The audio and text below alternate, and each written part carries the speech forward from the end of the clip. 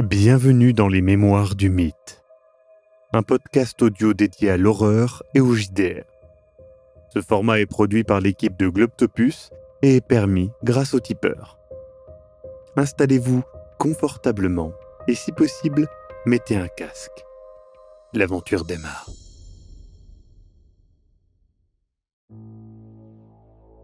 Il m'a semblé... Ça semblait... Pas pareil qu'au dîner, on est d'accord. Non, il semblait un peu plus dans les vapes que dans le côté pas bien du tout. Voilà. Mais il choisissait ses mots, il attendait de voir où t'allais avant d'aller quelque part. Il était très méticuleux dans ses réponses. Et quand j'ai parlé de De Mendoza, il a clairement eu une réaction. Ouais. De peur, plus ou moins, ou... Difficile à dire. Vous revenez donc à l'hôtel Maury et vous retrouvez Elias et ce cher Raymond qui sont donc en train d'étudier un petit peu le texte, le morceau d'or et le couteau. Alors, qu'est-ce que cela a donné ? Pas grand-chose, j'en ai peur. Il est descendu sans De Mendoza. En tout cas.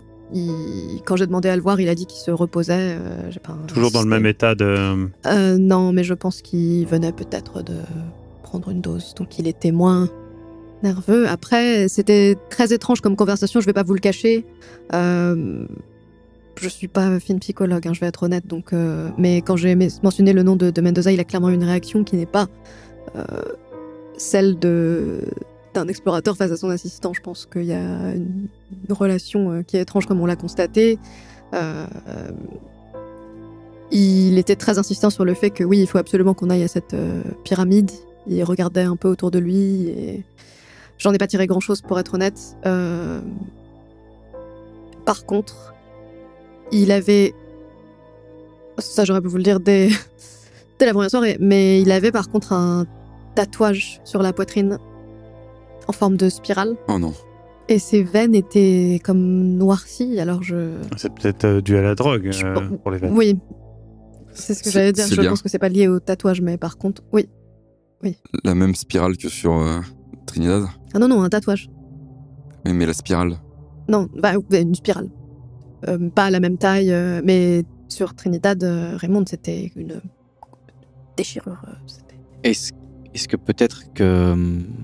D'abord, il y a une espèce de marque qui est créée, qu'il y a peut-être plusieurs stades.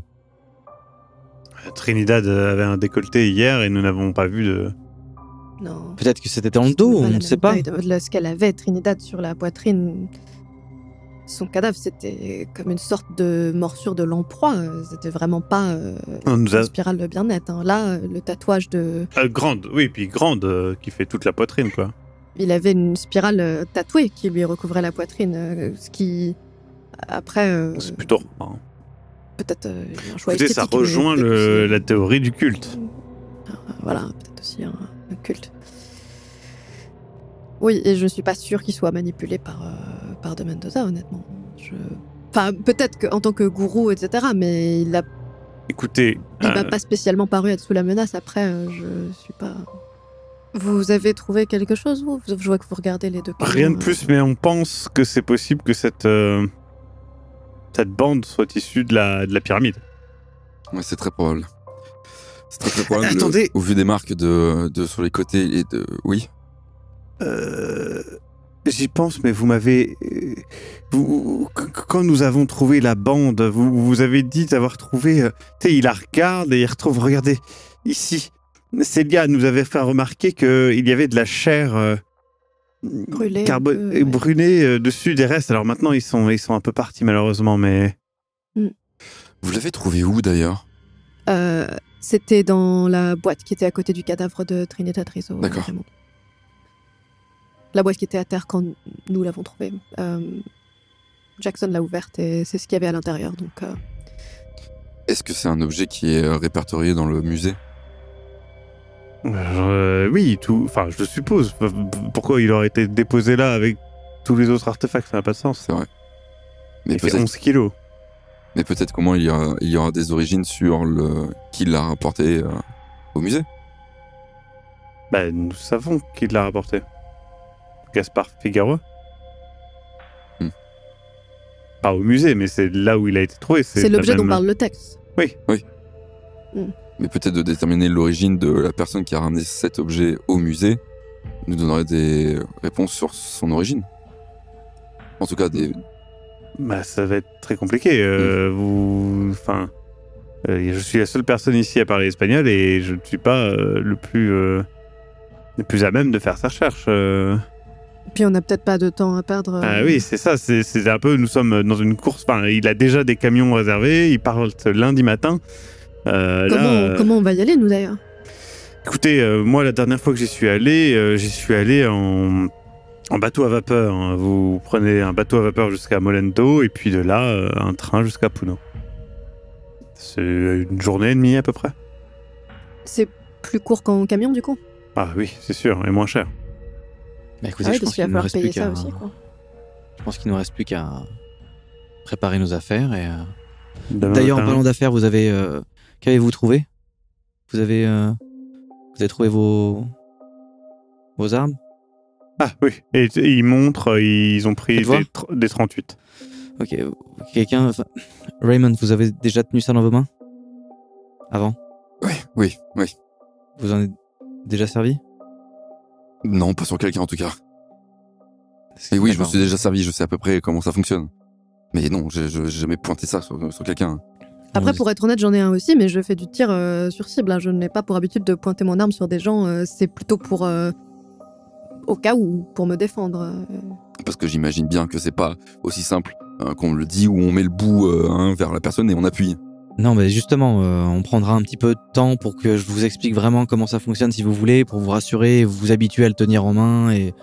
En tout cas, préparez-vous car Puno est en altitude et je vous préviens, le mal de l'altitude frappe assez rapidement.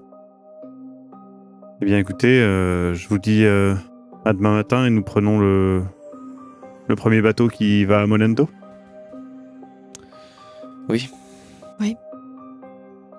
Du coup, Elias vous laisse et va se coucher. Vous êtes un petit peu tous les trois... Je sais pas dans quoi on s'est fourré, mais... J'ai les mains derrière la tête, je regarde en l'air, je suis avachi sur ma chaise. Je retire mes lunettes que je pose sur le bureau avec toutes les recherches et compagnie. Je me frotte les yeux et presque tremblant et j'essaye de me ressaisir en fait. Vous êtes fatigué? Je sais même pas. Je sais même pas si c'est de l'adrénaline. Je sais même pas si c'est de la peur. Je sais pas. Je sais pas si je suis fatigué. Je sais pas si j'ai envie de dormir. Je sais pas. Je vois ce que tu veux dire. Il est tard, je pense qu'on a besoin de se reposer. Vous avez pas des trucs là, je sais pas, pour dormir, un truc je sais rien. Je pense que c'est pas une bonne idée. Surtout si vous en avez jamais trop pris, c'est pas... Moi, ça aide pas à dormir, mais j'ai ça. Je tends une cigarette. Enfin, tu peux... Tiens, je lance. Hop, le paquet. Tu peux taper dedans. Merci. À vrai dire, je lui rends le paquet. En fait, je trouve ça vraiment dégueulasse. Je sais pas comment vous faites pour... En vrai, on s'y habitue, puis... En vrai, ça me calme. Ça me calme quand je suis... Ah bah regarde, je vais te montrer moi ce qui me calme. Et je sors mon carnet ou un bouquin. Putain de merde. Du coup, je me lève et à demain. Et du coup, vous allez chacun vous coucher et justement, avant de vous coucher, peut-être que vous prenez un petit temps pour écrire une lettre avant de partir pour cette destination qui vous est inconnue, Puno, et d'aller plus loin dans votre aventure. Je vais donc vous prendre à part. Célia, à qui écris-tu et qu'écris-tu? J'écris à ma sœur pour la prévenir, pour lui dire que tout va bien, que je pars pour Puno. Par contre, je prévois aussi une lettre au cas où tout n'aille pas bien. Mhm. Et alors on est censé partir combien de temps? On sait ou pas? Ah, vous savez pas? À l'origine. À l'origine, Ouais. vous savez pas non plus? On nous avait pas dit. Hein. Non, c'est des expéditions où c'est un peu, c'est quelques mois généralement. Je fais une lettre avec plus d'informations et de plus d'adieu à ma sœur et je vais la laisser à la réception de l'hôtel et je leur dis que voilà, si jamais adressé à ma sœur et moi, histoire que je puisse aussi la récupérer si jamais je peux pas repasser à l'hôtel, en disant que si dans 3 mois je suis pas revenue, qu'ils l'envoient. Donc je leur laisse de l'argent et un supplément pour qu'ils le fassent. Donc une lettre adressée à Célia et Florence, Célia Langdon et Florence Wu. Mon adresse à Boston. Vraiment au cas où, parce qu'au pire je la reçois moi dans 3 mois et c'est pas grave, et si je la reçois pas, au moins ma sœur vivra pas en se demandant ce qui m'est arrivé, parce que je pense qu'elle le vivrait mal et qu'elle préfère savoir, même si c'est pas de souci. Une mauvaise nouvelle. Je dis pas tout, hein. Oui, tu dis, tu donnes plus d'informations, Plus on va dire des d'informations, noms, des choses comme Je ça. donne quoi. le nom je donne le nom des 2 personnes avec qui j'étais et de Jackson Elias. Très bien. Et puis, tu t'endors. Mon cher Luca, à qui écris-tu et quoi? J'écris une lettre à mon grand-père. D'accord. Et qu'est-ce que tu lui dis globalement? Au début, je pense feuille blanche pendant un moment, parce qu'en fait, j'ai peur de l'alarmer, de lui faire peur en lui disant ce qui se passe, et il est trop loin, il comprendrait pas, il se ferait du souci pour rien. Et du coup, je lui mens. D'accord. Je lui dis que c'est vraiment un très beau pays. Ça, c'est pas un mensonge. Que j'ai vu de magnifiques objets, très très beaux meubles, rencontrer des gens vraiment intéressants. Et je reste un petit peu évasif et je lui dis que tout se passe bien, que je pense à lui tous les jours. Et que j'ai hâte de le revoir. Très bien. Je termine la lettre comme à chaque fois que je veux dire, je lui parle, voilà, pas non, grand-père, et je signe. Très bien. Tu donc vas amener le courrier à l'accueil et puis tu vas te coucher. Cette nuit, tu rêves encore de ce couloir. Tu n'as jamais été dans ce couloir. Tu sais que c'est un couloir d'hôtel. En tout cas, tu en es presque sûr. Et puis, tu te réveilles. Mon cher Raymond, qu'écris-tu et à qui?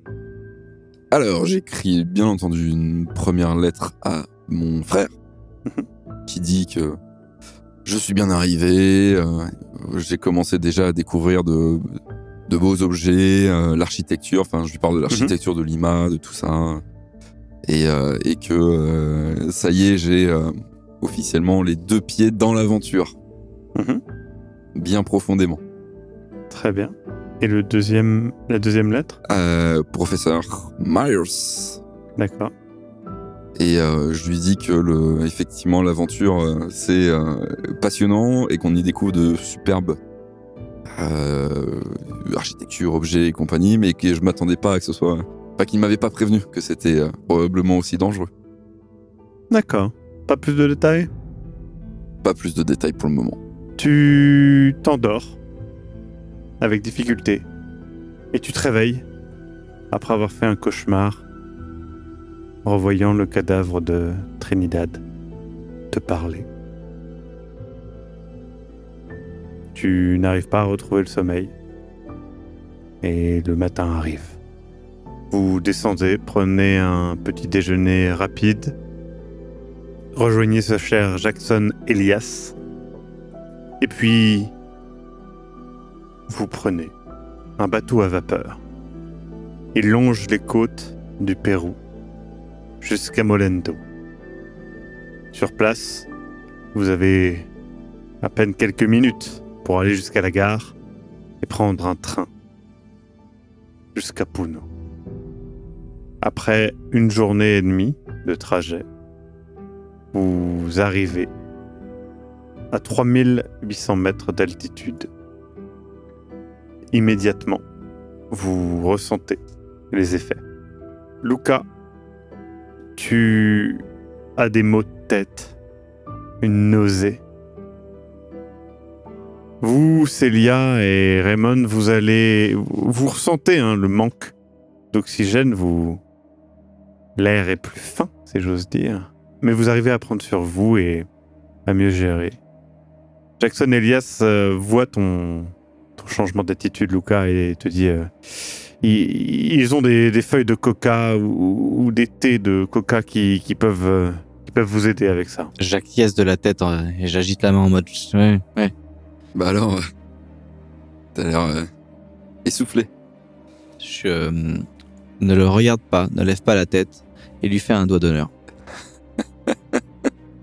Vous sortez du train et face à vous, de la neige. Oh. Il fait froid. Vous changez vos habits et vous habillez plus chaudement.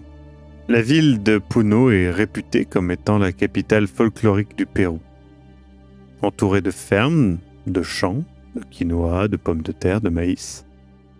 Il y a aussi évidemment de nombreux lamas et alpacas en grands groupes. La ville est plutôt grande, il y a même une cathédrale sur sa grande place, la Plaza de Armas. La vue est habitée par les sommets de montagnes arides qui entourent la ville. Et évidemment, l'immense lac Titicaca. 160 km de long pour 80 de large. Il est à la fois au Pérou et à la Bolivie. Et c'est un lac qui est tout de même à 3658 mètres d'altitude, ce qui n'est pas rien. D'ailleurs, il y a un élément très particulier dont vous n'étiez pas au courant et c'est Elias qui vous l'a appris. Il y a des îles flottantes, des dizaines d'îles flottantes sur ce lac, des structures créées par l'homme à partir de boue et de roseaux assez larges pour supporter des huttes. Et c'est là que les Huros habitent, un peuple de pêcheurs. Vous arrivez du coup en ville et du coup Elias vous explique que voilà, il sait que Nera, du coup la Yathiri dont il vous a parlé, la guérisseuse, s'y connaît en histoire et du coup elle pourra certainement expliquer plus de choses à propos des Pishtakos, peut-être à propos de la pyramide. Et elle vivait dans une petite maison sur les collines, mais il se dit que elle n'y est vraisemblablement pas, puisqu'elle disait à l'époque se sentir comme suivie ou observée par des gens. Donc il va mener sa petite enquête. Et du coup, il s'éloigne de vous en vous donnant rendez-vous à l'hôtel et il vous conseille l'hôtel Grande qui est dans le centre de la ville et il vous dit qu'il vous retrouvera là-bas une fois qu'il aura fini sa petite enquête. En attendant, vous marchez donc à Puno et vous remarquez que les gens vous dévisagent. Les gens sont habillés de manière beaucoup plus Traditionnelle. Traditionnelle qu'à Lima. Les couleurs sont plus chatoyantes. Vous avez un petit peu justement ce que vous vous attendiez à trouver en fait finalement au Pérou. Après vous avoir regardé un peu agressivement, il y en a certains qui commencent à se rassembler, vous suivre carrément. Et du coup ils ont l'air un petit peu énervés et donc vous arrivez à l'hôtel suivi d'un petit attroupement d'habitants.